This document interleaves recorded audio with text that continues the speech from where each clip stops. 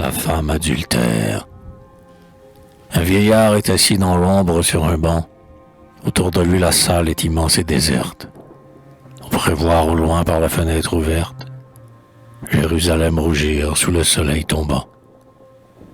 L'œil clos, les bras croisés, et sans qu'un poil ne bouge, de sa barbe touffue ou de ses blancs sourcils, cet homme a l'air d'un mort qui se tiendrait assis, tant sa forme est rigide dans cette tunique rouge. Mais sous la dureté livide de la chair, se débat en hurlant l'angoisse intérieure, comme un chacal captif qui miaule et qui pleure, bondit sans l'ébranler dans sa cage de fer. Il voit en son esprit, Dieu voulant qu'il le voie, homme, femme, enfant que l'on tient par la main, tout un peuple courir sur le même chemin, avec des cris de haine et des clameurs de joie. Devant la multitude, une femme s'enfuit, frissonnante, éperdue, et courbant vers la terre, le front déshonoré de la femme adultère, que lapide déjà la menace et le bruit.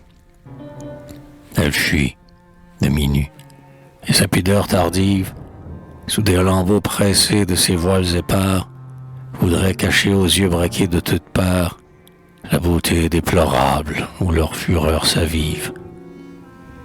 Parfois elle s'arrête et tombe à deux genoux, tendant les mains, criant, plus morte que vivante, les suprêmes appels que la détresse invente. Mais le peuple hideux amasse des cailloux. Le vieillard voit cela sans lever la paupière. Son chef n'a point tremblé, son sein ne s'enfle pas. Seulement, de sa manche il tire un maigre bras, comme pour ramasser et lancer une pierre. Alors la porte s'ouvre et, debout sur le seuil, ayant le flamboiement du couchant derrière elle, une femme apparaît, blanche et surnaturelle, le sourire à la lèvre, l'extase dans l'œil. Le vieillard, en sursaut, se dresse vers la porte. Il regarde et s'étonne. Il touche et ne croit pas. Puis, les deux bras au ciel, et reculant d'un pas, « Dieu de Jacob, dit-il, connus-vous cette morte? » « Morte? Non, prêtez-moi l'oreille. Ouvrez les yeux. J'étais morte en naissant, mais ce jour me délivre, et 1000 nouveau-nés ont moins d'heures à vivre que je ne compterai de siècles dans les cieux. Tu vis? Qui l'a permis? Par quel juge absurde? Offenses-tu mon seuil de ton pied criminel? Ô Seigneur, n'est-il plus de loi dans Israël? Au peuple, n'est-il plus de pierre sur la route? Un nouveau laboureur ensemence les champs. Le Fils pardonne à ceux que le Père châtie.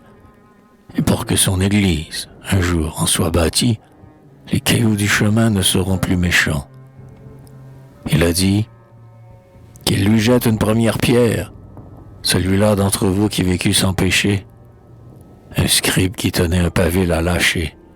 Et sur les pieds du Christ, j'y bénis la poussière. Le Christ, dis-tu, quel est ce prophète subtil qui du péché de l'un fait de l'autre un refuge? C'est la loi qui condamne, et parce que le juge n'était pas innocent, le coupable l'est-il? Aux yeux du Rédempteur ineffable qui donne, à notre antique nuit l'aube d'un nouveau jour, et qui, haï de tous, offre à tous son amour, le pardon est meilleur que l'équité n'est bonne. Moi seul, à qui justice était due en effet, j'aurais pu pardonner. Mais lui, d'où vient qu'il l'ose? De quel droit se fait-il arbitre dans ma cause, puisqu'il n'a pas souffert du mal que tu m'as fait?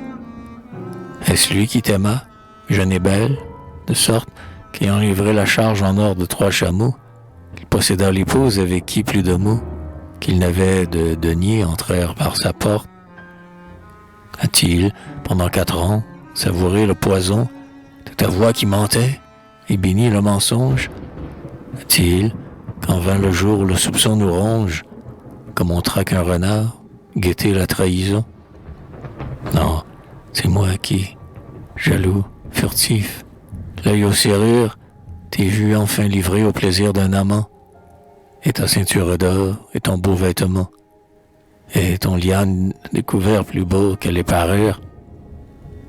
C'est à moi que, fécond dans des bras dissolus, cependant que, vieillard étonné d'être père, je m'enorgueillissais de notre lit prospère.